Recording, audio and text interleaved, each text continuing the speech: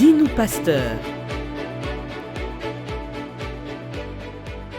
Shalom bien-aimés, que Dieu vous bénisse abondamment. Ici pour vous l'apôtre Michael Hippolyte-Fellow, encore une fois pour cette troisième série d'enseignements sur ce grand thème intitulé « Réussir sa destinée ». J'aimerais que l'on puisse prier avant de commencer. Seigneur, nous te disons merci et nous te bénissons. Nous recommandons ces moments entre tes saintes mains. Laisse que toute personne qui sera en train de suivre cette émission puisse te rencontrer, t'expérimenter, mais surtout être édifié par ta parole dans le nom de Christ Jésus-Christ. Amen. Que l'Éternel vous bénisse. Je suis très heureux de vous retrouver pour ce nouveau numéro où nous sommes en train de parler depuis 2 jours déjà sur réussir sa destinée. Nous avions parlé sur la première série d'enseignements sur s'affranchir du passé. Nous avons expliqué beaucoup de choses sur comment est-ce qu'on peut réussir en se débarrassant définitivement de son passé pour entrer dans le passé éternel de Dieu et vivre des choses nouvelles avec le Seigneur. Car la pensée de Dieu est que nous puissions réussir. La pensée de Dieu est que nous puissions sur la terre faire des grandes choses. Sinon, après la croix, nous serons déjà au ciel. Mais s'il nous garde sur la terre, c'est parce qu'il veut que nous puissions réussir. Au-delà de le représenter valablement, que dans plusieurs domaines, que nous puissions connaître le succès et s'affranchir du passé qui nous retient, du passé qui nous engloutit, du passé qui nous attriste, du passé qui nous empêche d'évoluer, est un grand pas pour réussir sa destinée. Et hier, nous parlons de guérir des blessures, qui est aussi un grand pas parce que lorsqu'on est blessé, nous créons une chaîne de blessés. Lorsqu'on est blessé, nous avons une vie déséquilibrée. Et lorsqu'on est blessé, on a une vie chrétienne d'apparence. D'où l'importance de vraiment guérir de ces blessures en réalisant notre état, en pardonnant les autres, en se pardonnant, en se relevant, mais aussi en continuant d'avancer parce que la vie est faite des épreuves. Et la vie d'un homme est un parcours. Et c'est le parcours qui bâtit un homme. Et c'est important de ne pas rester sur ces blessures. Et nous avions conclu en disant que les blessures font aussi partie du champ d'action de notre appel. Toutes les personnes qui ont été blessées, demain, raconteront leur histoire. Et leur histoire sera un sujet d'édification. Et aujourd'hui, Dieu nous amène à un autre thème, plutôt un autre sous-thème, qui est une très grande bénédiction à comprendre afin de réussir sa destinée. Et aujourd'hui, je serai en train de nous parler sur réussir sa destinée en créant, ou encore la créativité pour réussir sa destinée. Il y a plusieurs facteurs qui peuvent amener un homme à réussir sa destinée. Lorsqu'on parle de réussir sa destinée, on peut parler de l'héritage. L'héritage est un moyen qui peut permettre à quelqu'un de réussir sa destinée. On peut parler du travail. Le travail est un moyen qui peut permettre à quelqu'un de réussir sa destinée. On peut parler de la délivrance. La délivrance, c'est aussi un moyen qui peut permettre de réussir sa destinée. Mais au-delà de ça, il y a aussi ce que j'appelle la créativité, qui est un moyen fort et efficace afin de réussir sa vie, de réussir sa destinée. Et je veux nous inviter à lire un texte que nous connaissons tous, c'est dans le livre de Genèse 1,26. C'est Dieu qui parle. Et qu'est-ce que Dieu dit? La Bible déclare que l'Éternel dit « Créons l'homme à notre image et selon notre ressemblance ». C'est Dieu qui parle à la Trinité pour demander à l'homme de créer, pour demander à la Trinité de créer l'homme selon son image. Lorsque nous lisons ce texte, il y a premièrement une pensée de Dieu, une pensée que l'homme soit le reflet, que l'homme le représente, que l'homme soit celui par qui on voit Dieu sur la terre. Il n'a pas voulu créer l'homme selon l'image des animaux, il n'a pas voulu créer l'homme selon sa propre image, mais il a voulu que l'homme soit son représentant. Et il faut noter que à cette époque où Dieu parle à la Trinité de créer l'homme à son image et à sa ressemblance, l'image et la ressemblance de Dieu que nous avions, c'est éventuellement celui des créateurs parce que Genèse 1.1, la Bible est en train de dire au commencement, Dieu créa. C'est qu'on connaissait Dieu comme un Dieu créateur.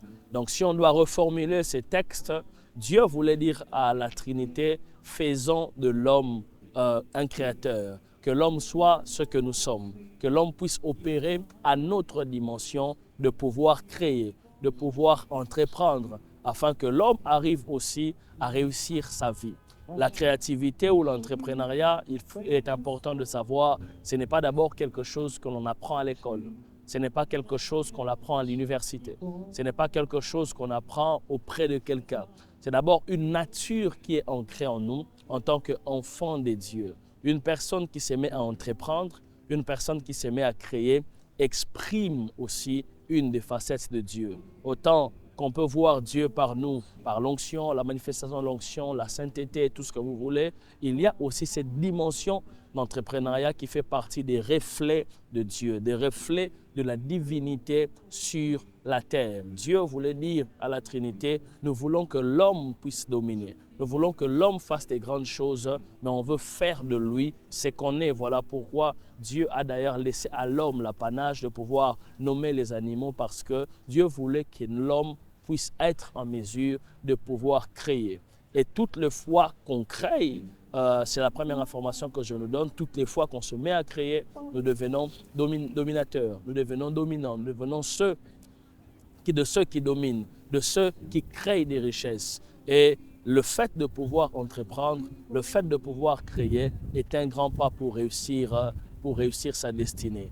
Et avant d'entrer vraiment en profondeur, j'aimerais nous dire ici 2 ou 3 choses importantes à savoir lorsqu'on est appelé à pouvoir créer, lorsqu'on est appelé à pouvoir entreprendre. La première des choses, c'est qu'il faut savoir, c'est que décider d'entreprendre, c'est décider de payer un prix. La vie d'un homme ne sera pas toujours facile. Lorsqu'on veut créer quelque chose, lorsqu'on veut commencer quelque chose, il faut accepter de payer le prix. Il faut accepter de payer le prix de la souffrance. Il faut accepter de payer le prix du rejet. Il faut accepter de payer le prix de l'humiliation. Il faut accepter de payer le prix physique, spirituel. Ça nous demandera toujours de payer un prix. Ça nous demandera toujours de faire quelque chose. La deuxième des choses, c'est qu'on ne crée pas seulement pour se faire de l'argent. On ne crée pas seulement parce qu'on veut devenir riche. On ne crée pas seulement parce qu'on veut augmenter le chiffre d'affaires. La créativité ou l'entrepreneuriat, c'est aussi un domaine qui nous amène à représenter le royaume des cieux sur la terre. Un homme qui se met à créer, c'est un homme qui décide de ramener le royaume sur la terre, de ramener le royaume dans sa ville, de ramener le royaume dans son quartier, de ramener le royaume partout où il sera. Et sur la terre, il y a 2 types de personnes qui attirent les richesses ou encore qui expérimentent les richesses ou la prospérité. Premièrement, il y a ceux qui attirent les richesses en créant et ceux qui vont chercher des richesses dans les édifices de ceux qui ont créé. Pourquoi ton patron aujourd'hui est plus riche que toi? Tout simplement parce qu'il a créé. Pourquoi ton PDG a plus de salaire que toi? Tout simplement parce qu'il a décidé un jour de commencer quelque chose. Il a décidé un jour de se dire, je ne veux pas rester là où je suis, je dois créer. Et nous, en tant qu'enfants de Dieu, nous avons une capacité. Nous avons cette capacité de créer. Nous avons cette capacité de commencer des choses nouvelles. Et ça, c'est aussi une expression de la nature de Dieu, une expression de la nature divine. Pourquoi il est important de créer? La première des choses, c'est qu'il est important de créer parce que créer fait de nous pionniers. Celui qui crée devient pionnier avec un coût réduit. Lorsqu'aujourd'hui, vous regardez, on parle de fast-foods, vous pensez tout de suite à McDonald's. Lorsqu'aujourd'hui, on parle des boissons gazeuses, on pense aujourd'hui à Coca-Cola. Lorsqu'on parle de jeans, on pense à Levi's. Lorsqu'on parle de comment dirais-je, des livraisons à domicile, on pense à Amazon. Et toutes ces personnes dont je vous ai citées, ce sont des gens qui ont un jour décidé de créer, de commencer quelque chose. Ça fait des pionniers, mais avec de coûts réduits. Steve Jobs est en train de dire qu'il a créé Apple dans son garage. Mark Zuckerberg est en train de dire qu'il a créé Facebook avec $1000. Pourquoi? Parce qu'un jour, ils ont dit, on va pouvoir créer, on va pouvoir commencer. Et quand on commence, on est pionnier, on est précurseur et on fraye le chemin. Le deuxième avantage de créer, c'est qu'au-delà seulement d'être pionnier, on devient meilleur. Parce que ce n'est pas tous les pionniers qui sont meilleurs dans leur domaine. Il y en a qui ont commencé, mais qui ne sont pas meilleurs parce qu'ils sont restés dans les idées initiales. Ils sont restés dans la vieille école. Créer t'amène à devenir meilleur dans ton domaine. Créer t'amène à devenir particulier dans ton domaine. Je vous ai parlé tantôt de Zuckerberg. Aujourd'hui, on sait quel impact il a dans le monde. Mais ce n'est pas la première personne à créer des réseaux sociaux. Parce qu'avant Facebook, nous avions par exemple MySpace, qui était aussi un réseau social qui réunissait des gens. Mais MySpace était limité juste à interconnecter les gens. Mais lorsque cet homme de Zuckerberg a pensé à créer, il a dit, moi, je ne veux pas seulement rester à interconnecter des gens, je veux mettre la publicité, je veux mettre plusieurs choses dans mon réseau social pour qu'il y ait plus d'impact. Et il n'a pas seulement été pionnier, mais il a amené une valeur ajoutée dans ce qu'il a créé et qui a fait de lui aujourd'hui meilleur dans son domaine. Le temps me manquerait de parler de Netflix qui s'est dit, si tout le monde va au cinéma, si tout le monde va payer un ticket pour regarder un film, certainement, ce sont des passionnés des films. Ce que je peux faire, au lieu de laisser tout le monde aller payer un ticket par film, pourquoi pas mettre en place un abonnement où quelqu'un payera un abonnement et il a accès à plusieurs catalogues, il a accès à plusieurs films. Et il a réfléchi, il s'est dit, je vais ajouter quelque chose dans ce que j'ai créé pour pouvoir me démarquer. Et pareil pour Google, avec Yahoo, nous connaissons tous dans les années 2004-2005 comment Yahoo avait de l'impact. Et lorsque Google est arrivé, Google a dit, moi ce que je veux faire, c'est que je ne veux pas avoir beaucoup d'informations dans ma page d'accueil. Je veux pouvoir laisser la personne chercher ce qu'il veut et ensuite je lui propose des publicités. C'est qu'il a ajouté quelque chose dans les moteurs de recherche et qui a fait de lui meilleur dans son domaine. C'est que créer c'est bien, mais nous poursuivons la créativité parce que c'est aussi un moyen de faire de nous quelqu'un de meilleur, de faire de nous quelqu'un qui se démarque. Et tous ces noms que je vous ai cités aujourd'hui, ce sont des gens qui contrôlent les sphères, qui contrôlent les institutions. À plus forte raison, nous qui sommes enfants de Dieu. À plus forte raison, nous qui avons la nature de Dieu, nous qui avons la sémence de Christ en nous. La créativité aujourd'hui est un grand levier pour réussir sa destinée. C'est bien de travailler pour quelqu'un, mais nous sommes appelés à créer. Est-ce que tout le monde est appelé à entreprendre? Tout le monde est appelé à créer. Ce que je sais, c'est que la créativité, l'entrepreneuriat est une nature que Dieu a donnée à chaque enfant de Dieu. Si c'est en nous, c'est que nous pouvons faire plus, nous pouvons faire mieux, nous pouvons se démarquer, nous pouvons aller beaucoup plus loin aussi avec l'assistance du Saint-Esprit qui fait croître toutes choses, qui fait évoluer toutes choses. Beaucoup de gens aujourd'hui se plaignent de leur état, se plaignent de leur situation, se plaignent de là où ils sont. Ils se disent, ma vie n'avance pas, j'ai beaucoup de dettes, j'ai beaucoup de problèmes, j'ai beaucoup de situations. Mais parfois, la réponse à ton problème, c'est que tu ne sais juste pas transformer l'idée en argent. Tu ne sais juste pas transformer l'idée en richesse, l'idée en prospérité. Dieu ne répond pas toujours avec du matériel. Parfois, Dieu répond avec des visions. Parfois, Dieu répond avec des idées. Parfois, Dieu répond avec des pensées. Mais nous, c'est juste une mauvaise conception qu'on a de ce qu'on appelle créer des richesses, de ce qu'on appelle être béni, de ce qu'on appelle être prospère. Il se peut que l'on te dise qu'il y a beaucoup d'argent dans tes mains. Il se peut qu'on te prophétise, qu'on te voit beaucoup plus loin, on te voit faire X ou Y choses. Il se peut que derrière cette prophétie, c'est qu'à simplement une idée, c'est qu'à simplement une pensée, c'est qu'à simplement une inspiration qui va t'amener à pouvoir entrer dans cette prophétie. Jusqu'à là, je n'ai pas encore vu quelqu'un dont on a dit qu'il sera riche, qu'il sera prospère, et du jour au lendemain, il a vu l'argent sortir dans sa chambre ou l'argent apparaître dans son compte. Je n'ai jamais vu de toute ma vie quelqu'un devenir prospère par une prophétie et que les choses arrivent de manière subtile. Ça peut arriver peut-être de manière exceptionnelle, mais je n'ai pas encore vu.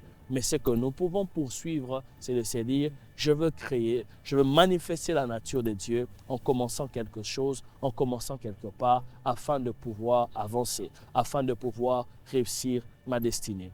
Et pour finir, je veux nous dire ici 5 choses de manière pratique qui peuvent nous aider à pouvoir réussir pleinement notre destinée. Ou encore 5 choses pratiques qui peuvent nous aider à créer ou à devenir un entrepreneur à succès. La première des choses que vous devez faire, c'est premièrement localiser le besoin par rapport à votre environnement. Paul est en train de parler aux Juifs. Il est en train de parler aux Juifs de Corinthe de ce qu'il était en train de faire. Paul dit qu'il était en train de faire des tentes. C'était un faiseur de tentes. Pourquoi le choix des faiseurs de tentes? Pourquoi Paul ne faisait pas autre chose? Parce que dans les époques féodales, il n'y avait pas encore des grands édifices comme aujourd'hui, tout ce qu'on voit ici en plein Paris. Il n'y avait pas encore des gros bâtiments. Dans les époques féodales, les gens utilisaient des tentes. C'est que Paul a regardé dans son environnement, il s'est dit, je dois réussir ma vie, je dois réussir ma destinée, je dois réussir mon appel, qu'est-ce que je dois faire? Il a dit, je veux devenir faiseur de tentes parce qu'il y a 3 choses qui ont fait la force de Paul. Premièrement, c'est la grâce. Paul avait une mesure de grâce assez élevée. Deuxième de chose, c'est qu'il était intelligent. C'était quelqu'un de très érudit. Il a fait l'école de Gamaliel. Il a appris beaucoup de choses. Il connaissait beaucoup de langues. Mais la troisième des choses, c'est que Paul était aussi prospère. C'était aussi quelqu'un qui avait des moyens pour amener 40 personnes en voyage, 120 personnes. Il était toujours en compagnie. Mais comment est-ce qu'il est arrivé à ce niveau? Parce qu'il a décidé un jour de voir, de détecter le besoin par rapport à son environnement. Il a dit, tiens, je veux commencer à vendre des tentes. Je veux commencer à faire des tentes pour les militaires, pour les administrations. Et dans chaque domaine, partout où tu es en train de me suivre, il y a un besoin. Pose-toi des questions. Quel est le besoin de mon environnement? Qu'est-ce qui est demandé dans mon environnement? Les 2 choses peuvent te permettre à ça. Premièrement, c'est la prière.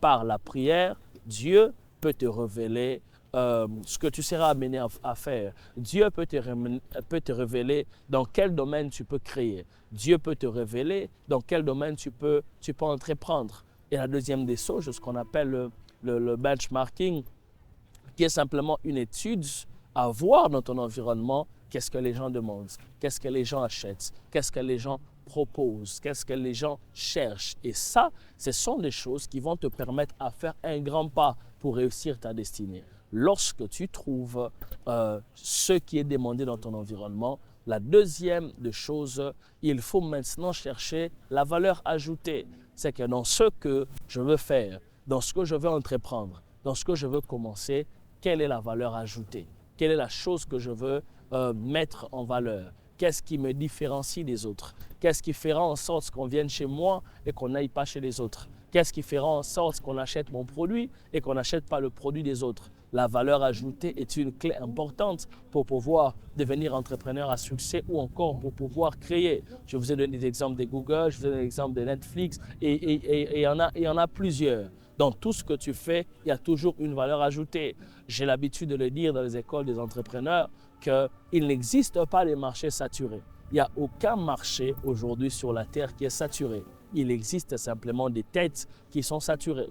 Là où les marchés sont saturés, les têtes le sont aussi parce qu'ils ne savent pas sortir de l'ordinaire, sortir de la masse. Tout le monde fait ça, mais comme moi je le fais, c'est différent. Tout le monde fait ça, comme moi je l'applique, c'est différent parce que je cherche dans ce que je fais une valeur ajoutée, quelque chose que je peux ajouter dans ce que je trouve. Il y a quelques années, j'avais des boutiques et dans une des boutiques, j'étais en train de vendre des tétines.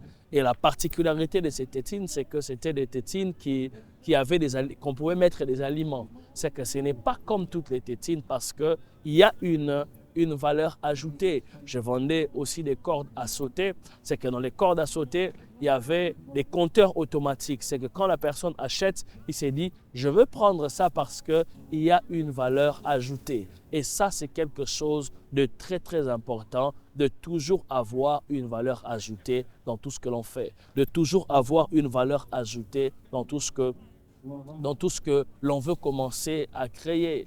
Et la troisième de choses, c'est qu'il faut avoir de quoi investir. Parce qu'on ne commence pas une affaire juste parce qu'on veut commencer. On commence parce qu'on a de quoi investir. Et lorsque vous lisez 2 Corinthiens, l'apôtre Paul est en train de dire dans le 9e chapitre, il dit d'ailleurs, il fait une prière, il dit que celui qui donne du pain au semeur et celui qui donne de la sémence au semeur pour sa nourriture, multiplie la semence. Dans tout ce que l'homme reçoit dans ses mains, il y a 2 parts. Il y a premièrement du pain pour la nourriture qui fait partie de tes charges, ton loyer, ton courant, tes assurances et consorts, mais aussi la sémence pour pouvoir semer. Dieu dans tes mains dépose le pain et il dépose la sémence. Et c'est maintenant à toi d'avoir la révélation de se dire, j'ai le pain, j'ai la sémence, et le pain ne se multiplie pas. C'est la sémence qui se multiplie. La sémence, c'est d'abord tout ce qui est dîme, tout ce qui est offrande, tout ce qui est libéralité, tout ce qui est don, tout ce que tu fais en bien aux autres, c'est une forme de sémence. Mais dans la sémence, il n'y a pas que ça. Dans la sémence, il y a aussi ce qu'on appelle le fonds d'investissement. Un homme ne peut pas réussir s'il prend tout comme du pain pour sa nourriture.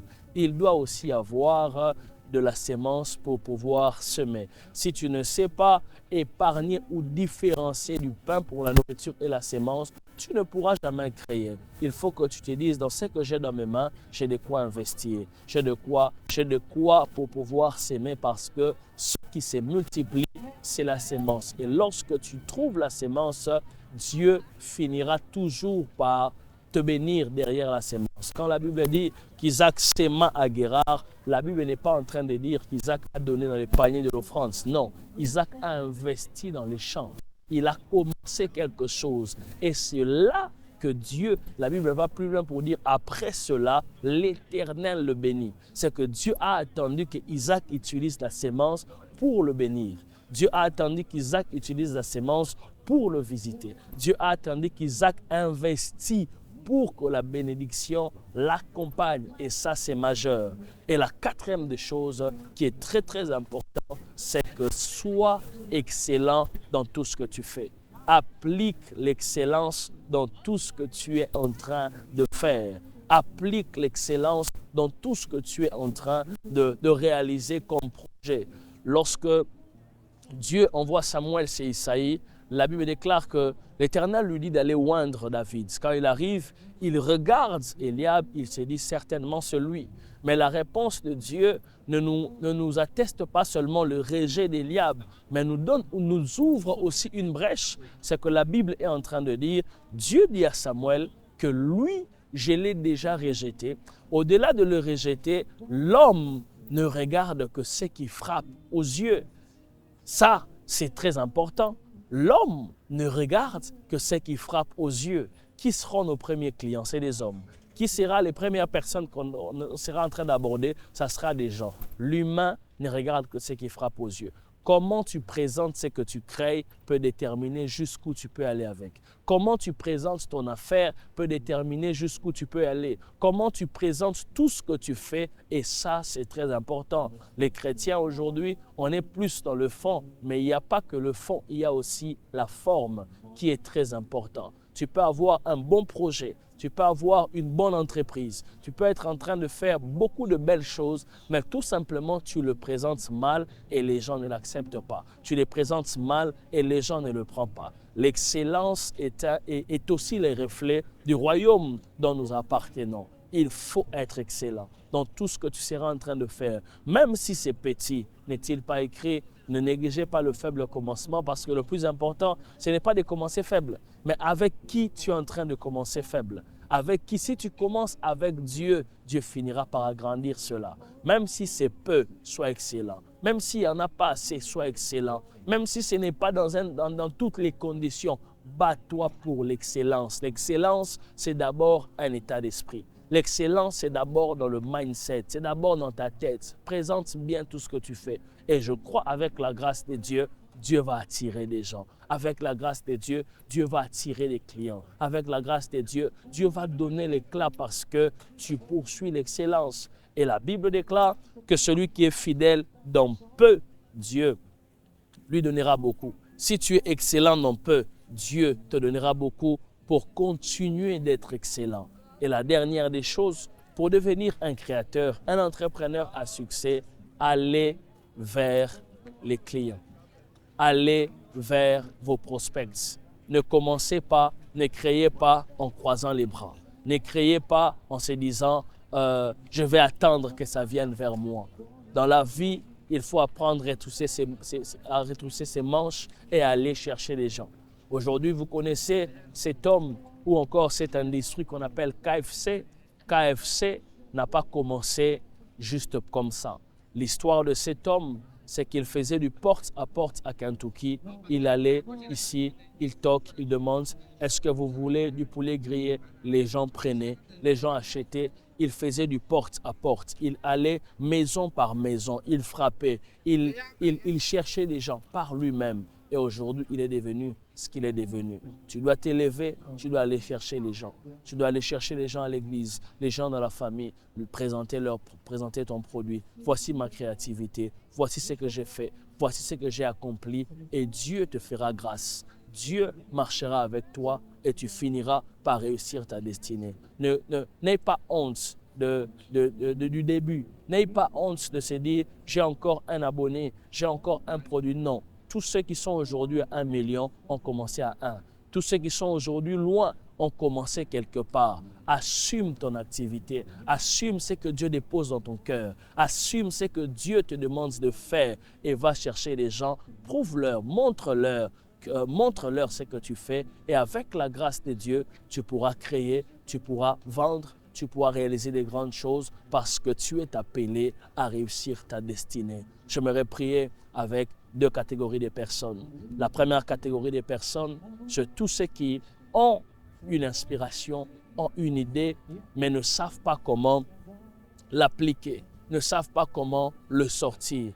J'aimerais prier avec toi que Dieu te donne la force, que Dieu te donne l'audace de se dire, ça quitte dans mes pensées et je l'applique. Ça quitte dans mes pensées et je l'exécute. Ça quitte dans mes pensées et je veux le faire. Et la deuxième catégorie de personnes, c'est tous ceux qui avaient commencé et les échecs les ont arrêtés. Tous ceux qui avaient commencé et les circonstances les ont arrêtés. Je prie que Dieu te relève. Je prie que tu te relèves, que tu recommences à zéro en pleine course, que tu cours encore à nouveau, que tu retentes encore à nouveau. Un homme a dit, vaut mieux commencer et échouer que de ne jamais commencer. Parce que celui qui n'a jamais commencé a échoué d'avance. Recommence, tiens bon et Dieu sera avec toi. Seigneur, je prie pour toutes ces personnes qui ont le fardeau de créer, le fardeau d'entreprendre pour réussir leur vie. Laisse que tu leur gardes, laisse que tu leur équipes, que tu leur renforces, que tu leur donnes les raisons de ne plus jamais abandonner et que ta fidélité soit leur partage. Au nom puissant de Jésus-Christ, Amen. Que Dieu vous bénisse abondamment. Relevez-vous, réussissez, créez des sociétés, commencez vos projets, ressortez tout ce qui est au-dedans de vous et soyez le meilleur dans votre domaine par la grâce de Dieu et gagnant du terrain dans le monde séculier. Que Dieu vous bénisse abondamment et on se retrouve au prochain numéro. Faveur et grâce. Shalom chez vous. Dis-nous, pasteur.